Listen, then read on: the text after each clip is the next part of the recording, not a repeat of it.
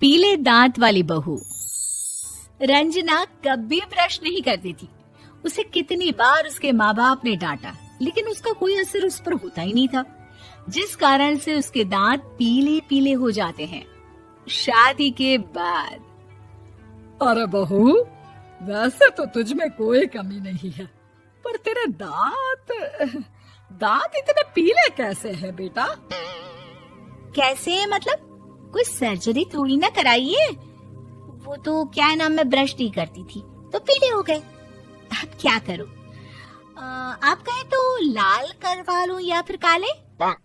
यार ये क्या है, क्यों माँ से लड़ रही हो? लड़ रही हूँ? अरे मैं लड़ रही हूँ या ये बोल रही है कि दांत पीले हैं, पीले। अरे तपस्या थोड़ी ना की है इन्हें पीले करने के लिए। बकायदा ब्रश नहीं किया है 20 साल तक, तब जाकर। छी, कैसी बात कर रही हो? ये उस वक्त तो पीले नहीं थे जब हम लोग तुम्हें देखने आए थे। अरे तब साफ करवा लिया होगा डेंटिस्ट के पास जाकर। अब देखो कैसे पीले पीले लग रहे हैं। रंजना सास की तरफ गुस्से से देखती है। फिर शुरू हो गई पीले पीले पीले। अरे पीले तो तब भी थे जब मेरे हाथ का रसगुल्ला उड़ा उड़ा कर खा रही थी और बोल रही थी, लड़की नहीं गुणों का खजाना दे रहे भाई साहब आप। खैर, अब वो लोग करते भी तो क्या करते, पीले दांत वाली बहू पल्ले पड़ी थी तो झेलना तो था ही। एक दिन कीर्तन में रंजना गाना गा रही थी। अरे कमला बहन, माँ का द्वार है, यहाँ तो सब शुद्ध होकर आते हैं, फिर अपनी बहू को ब्रश भी नहीं करवाती तुम। दूर से पीले पीले दांत भक्ति में बाधा उत्पन्न कर रहे हैं। अरे कोई 2 साल की बच्ची थोड़ी ना लेकर आई हूँ मैं बहू बनाकर। अच्छी खासी लड़की है, अरे कैसे करवाऊं ब्रश? ये तो उसे खुद करना चाहिए ना। अब माँ बाप तो इसके जैसे तैसे निपटा दिए, ये नहीं सोचा कि सास कैसे संभालेगी।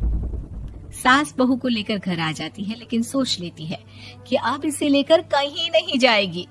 अगले रोज बहू कहती है, अरे क्या हो गया, मंदिर नहीं जाना क्या?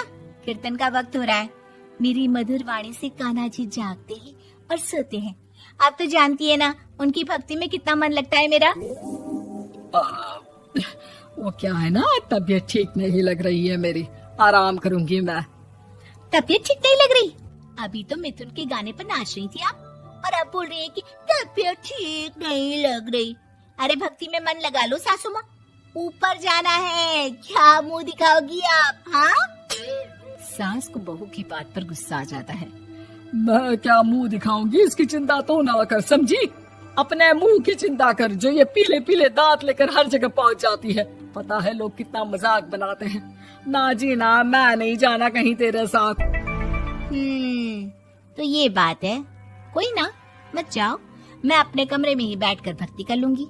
ऊपर वाला दांत थोड़ी ना देखता है, मन देखता है, भावना देखता है। और अरे बस बस, तू सब कुछ दिखा, बस ये सफेद चमकदार दांत ना दिखाना किसी को, है? जा यहाँ से। बहू को सास की बात का कोई फर्क नहीं पड़ता, वो तो जैसी थी वैसी ही रह जाती है। सुबह नहाकर किचन में खाना बनाना, फिर खाना खाना, कीर्तन भजन करना और सो जाना।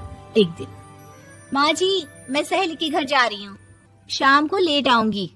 हाँ हाँ तो जाना, मैंने कौन सा तेरी आरती करनी है घर पर बैठकर। रंजना सहेली के घर जाती है, जहाँ वो पार्टी में जाने की तैयारी कर रही होती है। अरे शिखा, कहाँ जाने की तैयारी कर रही है? मैं गलत वक्त पर आ गई क्या? अरे नहीं यार, उल्टा सही वक्त पर आई है। मैंने ये साड़ी और ज्वेलरी निकाली है यार, शाम को इनके ऑफिस की एक पार्टी में जाना है। बताना कैसा लग रहा है ये सब? नहीं यार, इस ड्रेस के साथ तो वो वाली ज्वेलरी अच्छी लगेगी। हाँ हाँ सही बोल रही है, मैंने ध्यान ही नहीं दिया। वैसे तो हमेशा से मस्त फैशन सेंस रखती है। तो बड़ा जाती होगी ना पति के साथ पार्टी में। रंजना कुछ नहीं बोलती, बस सोचती है कि यार काश ये बात सही हो जाती, पर मैं क्यों नहीं जाती पार्टी में? क्या इन लोगों की कोई पार्टी होती नहीं होगी? रंजना घर आती है और रात में पति से सवाल करती है, एक बात बताइए, आप मुझे किसी पार्टी में क्यों नहीं ले जाते? क्या आपकी यहाँ ऑफिस में पार्टी नहीं होती? पति बेचारा क्या कहता कि दांत पीले हैं तुम्हारे इसलिए। अरे कोई पार्टी होती नहीं हम लोगों के ऑफिस में, तो कहाँ से लेकर जाऊं? और मार्केट, मॉल, कहीं वीकेंड घूमना, कहीं तो। अरे यार, सारे हफ्ते में एक छुट्टी मिलती है, तो सोचता हूँ कि आराम ही कर लूं। क्यों? रंजना मन मार के रह जाती है। पहले कभी सास के साथ मंदिर जाया करती थी, लेकिन वो भी सास ने ले जाना बंद कर दिया। घर बैठी बैठी रंजना बोर हो जाती है। तभी उसे आइडिया आता है और वो मायके जाने का सोचती है। सासू माँ, 2 दिनों के लिए मम्मी के घर जा रही हूँ। अच्छा अच्छा ठीक है, आराम से जा। और हाँ, माँ से कुछ अच्छी आदत सीख कर आना कि कैसे शरीर के हर भाग की तरह दांतों की सफाई भी जरूरी होती है, समझी? शुरू हो गई ना आप। वो लोग आपकी तरह नहीं है कि छोटी छोटी बात का बतंगड़ बना दे। उन लोगों के लिए मैं मायने रखती हूँ, ना कि मेरे पीले पीले दांत। रंजना माँ को बिना बताए उन लोगों को सरप्राइज देती है, लेकिन जैसे ही वो दरवाजे पर पहुँचती है, अंदर देखती है कि घर वाले कहीं जा रहे होते हैं। अब माँ, काश रंजना दीदी के दांतों वाली प्रॉब्लम नहीं होती, तो वो भी हम लोगों के साथ चलती ना बुआ जी की बेटी की शादी में। हाँ बेटा, लेकिन अब उसे कौन समझाए कि उसको उसके पीले दांत नहीं दिखते, लेकिन उसके आसपास के लोगों को कितना एम्बैरेसिंग फील कराते हैं। मुझे तो कितनी बार उसके स्कूल की टीचर ने शिकायत की कि उसके साथ कोई लड़की बैठना भी नहीं चाहती, और ना ही कॉलेज में कोई उससे बात करना चाहता था।